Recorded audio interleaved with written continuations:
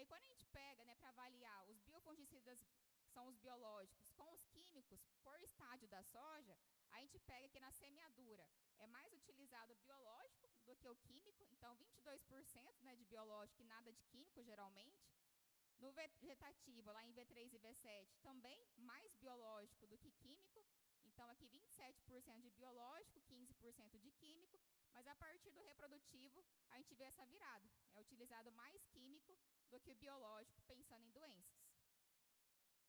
E aí eu pergunto para vocês, né, se os biológicos são o futuro da agricultura, por que a gente encontra barreira? Né? Por que somente 5% do mercado representa os biológicos e 95% ainda é químico? Então, vamos lá. Se a gente pegar, né, o cenário do Brasil, então a gente tem seca, temperaturas altíssimas, temos uma diversidade de pragas gigantesca, né, então a cigarrinha, diferentes tipos de lagarta, mosca branca, pulgão, ácaro, fora as doenças que a gente tem uma pressão muito grande também, e também a gente tem uma baixa matéria orgânica. E aí, como que os micro-organismos vão aguentar tudo isso? Como que eles vão conseguir sobreviver no ambiente e fazer o que eles têm que fazer? Então, primeiramente, a gente tem que pensar que os biológicos, o pessoal fala muito que biológico é o futuro, mas o biológico não é o futuro, o biológico é o presente. A gente já está vivenciando, né, a era dos biológicos. E o biológico, ele passa por uma evolução constante, justamente para atender às necessidades que a gente vê para fazer esse crescimento. Então, a gente vê que a gente passou já por 5 gerações no mercado de biológicos. A primeira geração dos produtos biológicos foi aqueles onde os produtos eram moídos no arroz, então, principalmente os fungos. Tricoderma, Balvéria, Metarrhizium. E aí, depois disso, a gente partiu para a segunda geração, com formulações mais elaboradas, suspensões concentradas, formulações líquidas. Mas não estava ainda interessante, então a gente partiu para a terceira geração. Então, a gente começou a ter uma mistura de micro-organismos. Então, produtos que tenham Azus e Brade na mesma formulação, produtos que tenham 3 bacilos em uma mesma formulação. Aí fomos para a quarta geração. A quarta geração já começou a aparecer o nome aqui, metabólitos. Então, na quarta geração, nós temos tanto os micro-organismos, como também o metabólito advindo desses micro-organismos. E a quinta geração, que é onde a gente está atualmente, é somente metabólito. Nós não temos nada vivo no produto, somente os metabólitos oriundos, né, dos micro-organismos. E aí, quando a gente fala de produtos biológicos, né, e fala de ambiente, temperaturas altas, falta de umidade, a gente tem que lembrar de 2 termos, que é o UFC por ml, o UFC por litro, que é, né, a quantificação dos micro-organismos em bula, ou também endósporos por ml.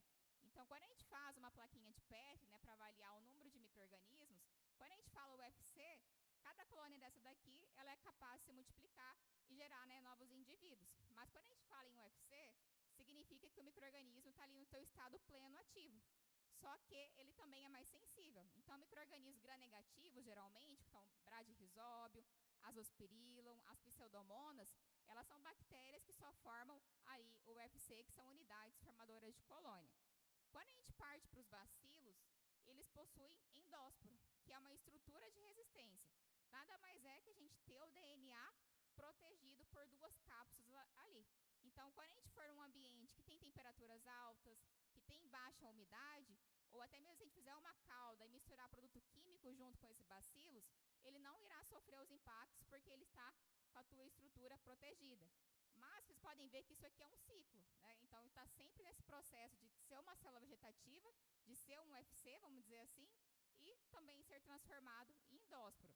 Então, quando a gente aplica um produto que é à base de endósporo no campo, ele está numa estrutura que a gente chama de dormente. Então, essa estrutura em si, ele não tem efeito no campo. Ele precisa ser ativado, ele precisa se tornar uma célula viva, um UFC, para conseguir fazer o teu papel no campo, controlar uma praga, controlar uma doença, solubilizar um nutriente, para ter realmente o efeito. Então, nada mais é, né, que o que a gente chama de resiliência. Ele consegue ali se adaptar a diferentes situações. E aí, esse endósporo aqui, por mais que ele seja pequenininho, ele tem em torno de 50 sensores. Então, ele consegue ver no ambiente quando que vai ter uma temperatura adequada, quando que vai ter uma umidade legal, quando que vai ter, né, a aeração adequada para ele germinar e também para fazer o efeito dele.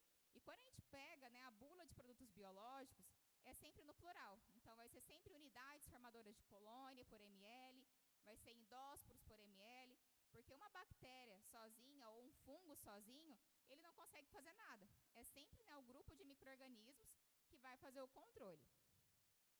E aí, quando a gente fala, né, de germinação, 10 minutos é o tempo necessário para esses endósporos germinar.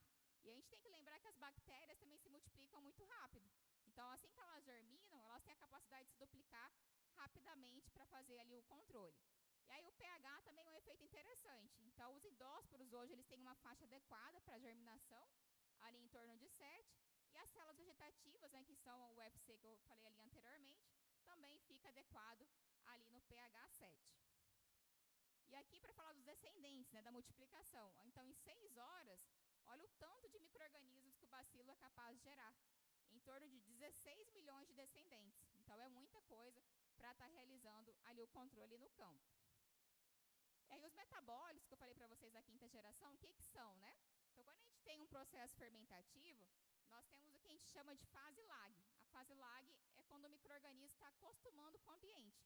Então, ele está acostumando com a comida que a gente está dando, acostumando com a aeração que tem lá no tanque, acostumando com o pH. Então, essa fase aqui não tem crescimento. Ele está somente ali se adaptando ao ambiente. E a gente tem uma fase exponencial, que é uma fase que ele começa a se multiplicar rapidamente e consumir o alimento que está ali presente. E temos também uma fase estacionária. A fase estacionária é quando não tem mais a multiplicação dos micro-organismos. Eles ficam, como o próprio nome já diz, estacionados ali naquela fase. E é nessa fase que a gente tem a síntese dos metabólitos secundários, que são de importância para a gente. E hoje os metabólitos, para ficar mais fácil para a gente gravar, é como se fosse o ingrediente ativo que a gente está acostumado a trabalhar nos produtos químicos. Nada mais é que uma molécula que é sintetizada por um micro-organismo. E hoje esses metabólitos, eles podem ser aplicados na palhada, na superfície foliar e também na semente. E aqui são alguns exemplos desses metabólitos. Então, a gente tem aqui enzimas, as quitinases, proteases, temos lipopeptídeos, que são antibióticos, iturina, fengicina, que são os mais comuns, compostos voláteis, muito utilizado para controle de nematóide, os fitohormônios, então as auxinas são as mais comuns, temos os homos protetores, focado principalmente na questão de estresse hídrico, estresse térmico, que a gente vivencia, né, muito forte, né, nos últimos anos, e também os antioxidantes pensando em estresse. Então, essa aqui é uma gama, né, de metabólitos que podem ser sintetizados por micro-organismos. E aí, algumas coisas, né, que os bacilos podem fazer, além de ter endósporo e metabólito. Então, hoje, quando a gente fala de bacilos, principalmente, nós temos muito forte o biofilme. O biofilme nada mais é que um aglomerado de bactérias para fazer uma barreira física. Então, se a gente pegar aqui uma raiz, esse verde fluorescente seria o biofilme gerado por esses bacilos. Então, quando vier um fungo de solo, quando vier um nematóide, ele não vai conseguir adentrar a raiz e causar o problema, porque a gente tem uma barreira ali. Mas isso aqui não fica somente na raiz. Isso aqui a gente também pode ter na folha, para também prevenir a entrada dos fitopatógenos de parte aérea. Outro mecanismo que os micro-organismos utilizam é a competição. Então, como eu mostrei para vocês, eles se multiplicam muito rápido. E se multiplicam muito rápido, com certeza eles vão precisar de espaço e também vão precisar de nutrientes. Então, eles vão competir com os fitopatógenos, com nematóides ali presentes na área, por comida e também por espaço. Temos também os antibióticos. Os antibióticos vão atuar principalmente em fungos de solo, em fungos de parte aérea. Eles vão causar poros na membrana do fungo, provocando a morte ali também. Temos as enzimas vão atuar aqui no inseto. Então, se a gente pegar a quitinase, é uma enzima que vai degradar a quitina do inseto. Nós temos as glucanases, que degradam glucano da membrana dos fungos para fazer o controle de fitopatógenos, então também tem bastante importância. Os compostos voláteis são substâncias que evaporam facilmente, então o nematóide também ele sofre, né, por esse ataque. A antibiose nada mais é que também ter metabólitos secundários que vão inibir os fitopatógenos. Temos ácidos orgânicos, aqui não está mais no controle de praga nem de doença, mas pensando em nutriente, tornar aquele nutriente solúvel, né, para a planta. O fósforo é um exemplo. Temos osmólitos, focado principalmente em estresse hídrico. Então, se a gente lembrar, né, da biologia celular, a gente tem 3 meios. O meio hipertônico, onde a gente tem a perda de água da célula, que a gente chama de plasmólise. Nós temos o meio isotônico, que é uma célula em equilíbrio. A mesma quantidade de água que entra é a mesma que sai. nós temos o meio hipotônico, que é onde a gente tem uma entrada em excesso de água na célula sem que haja o rompimento. Então, quando a gente tem osmólitos, né, em produtos biológicos, significa que a gente tem uma maior retenção de água nas raízes e, consequentemente, maior resistência a estresse hídrico.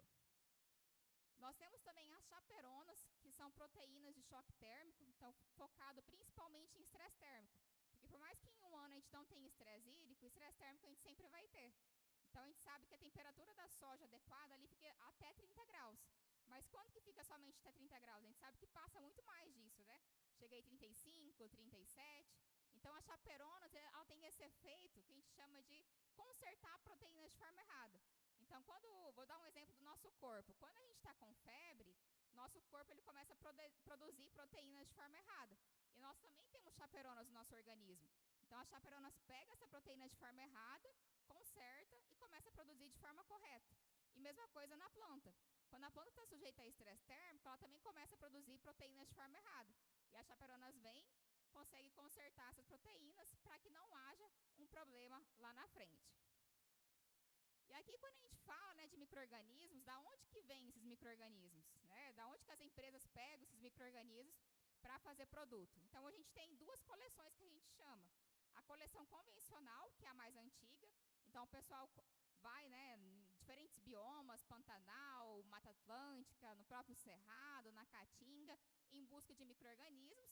Eles fazem o isolamento e depois identificam, né, qual micro-organismo é.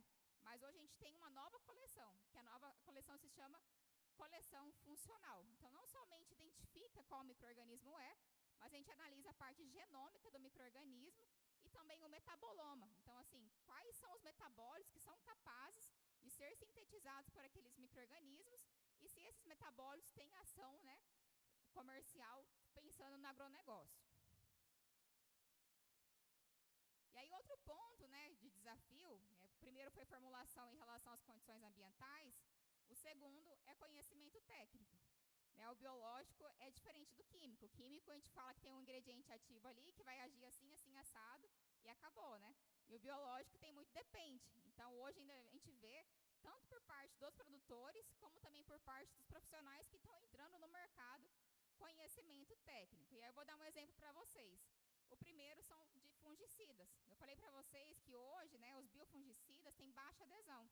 Hoje no mercado, 10% só representa os biofungicidas. Então, por que, né, que é baixo ainda? Principalmente conhecimento. Então, se a gente pegar os fungicidas hoje, eles são classificados em sítio específico e multissítios. O sítio específico vai atuar principalmente na mitocôndria e na membrana plasmática. E os multissítios são aqueles que atuam em diferentes sítios de ação, por isso, né, o próprio nome. E hoje os biofungicidas, eles têm uma ação multissítio, mas muita gente não sabe ou não acredita nessa ação, né? E aí, o que a gente traz, né? Hoje não é a Biotrop que fala, não é a Coopert, não é a Agrivale, diferentes empresas de biológicos que falam isso. Hoje quem fala é o próprio Comitê de Resistência a Fungicidas. Então, ele mesmo coloca que tanto biológicos como multissítios são a mesma coisa. São produtos que vão atuar em diferentes sítios de ação.